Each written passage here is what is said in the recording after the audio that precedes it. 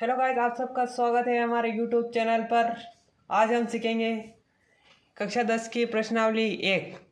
तो हम सर्वप्रथम सवाल करते हैं 140 के अभाज्य गुणनखंड। तो हम यहाँ पर लिखेंगे अभाज्य गुणनखंड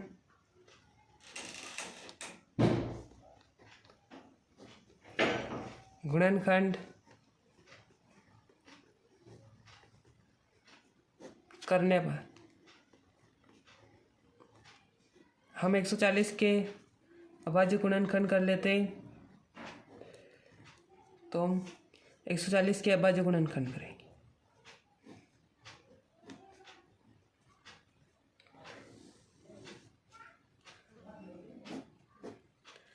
दो का भाग देंगे, यहाँ पर 70 आएगा। दो का भाग देंगे 35 आएगा। फिर अब हम 5 का देंगे 7 आएगा, और 7 का देंगे 1 आ जाएगा। अब हम इनके घातों के रूप में लिख देंगे। तो हम 2 की घात 2 इंटू 5 की घात 1 इंटू 7 की घात 1 हो जाएगा। अब हम दूसरा सवाल की ओर बढ़ते हैं। दूसरा सवाल है हमारा 156। तो हम 156 का अभाज्य गुणनखंड करेंगे।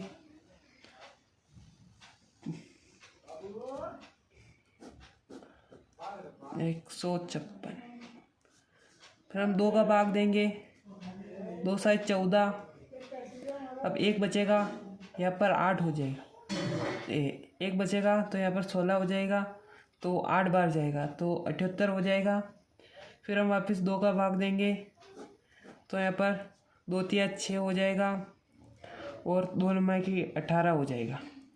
अब हम वापस 3 का भाग देंगे, तो 3 एकम 3, 3 तिया 9, 13 बार जाएगा।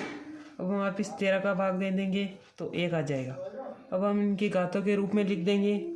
तो 2 की का 2 बार है, तो 2 की का स्क्वायर हो जाएगा, इंटू 3 एक बार है तो 3 की घात 1 हो जाएगा, और 13 एक बार है तो 13 एक बार हो जाएगा। अब हम बढ़ते हैं तीसरे सवाल की ओर।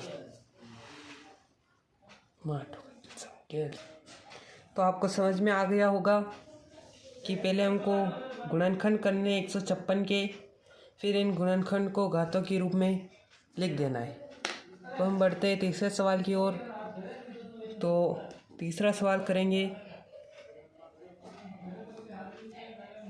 तीसरा सवाल है हमारा 38-25। तो 38-25 का हम गुणनखंड करेंगे।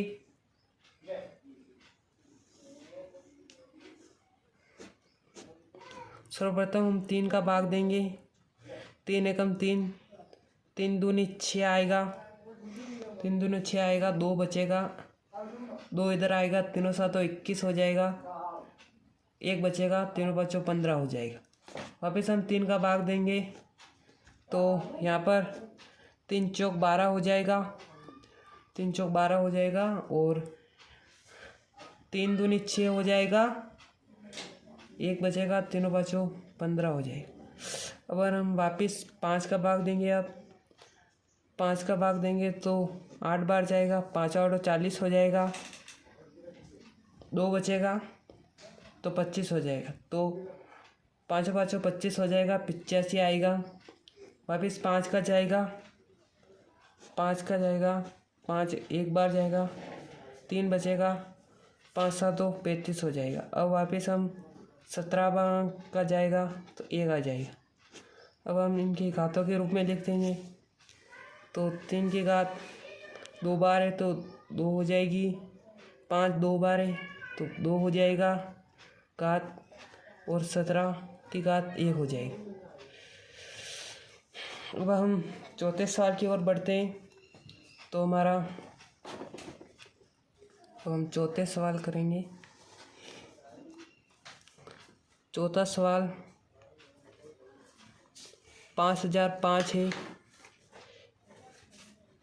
5005 के हम सर्वप्रथम गुणनखंड करेंगे। तो हम गुणनखंड कर ले। गुणनखंड में अब देखिए 5005 है, तो हम पहले 5 का भाग देंगे। तो 5 का भाग देंगे तो यहाँ पर एक बार जाएगा 0 0 और यहाँ पर एक बार जाएगा तो 1000 1 आ जाएगा।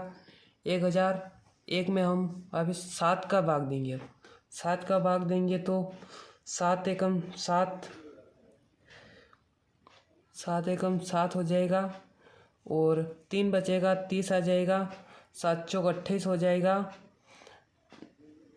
2 बचेगा तो यहाँ पर 21 हो जाएगा तो 3 यानी कि 143 हो जाएगा। 143 में हम अब वापस 11 का भाग देंगे। अगर हम 11 का 143 में भाग देंगे तो हमारे पास 11 का 143 में भाग देंगे तो हमारे पास 13 बचेगा, यानी कि 11 एकम 11 हो जाएगा और यहाँ पर 2 बचेगा।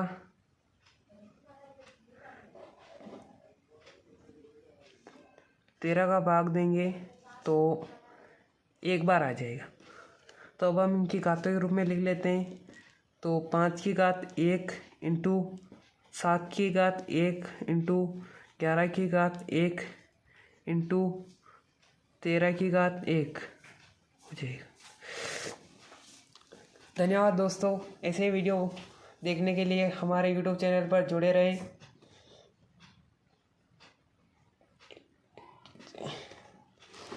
यह हमारा पूरा आंसर था। धन्यवाद।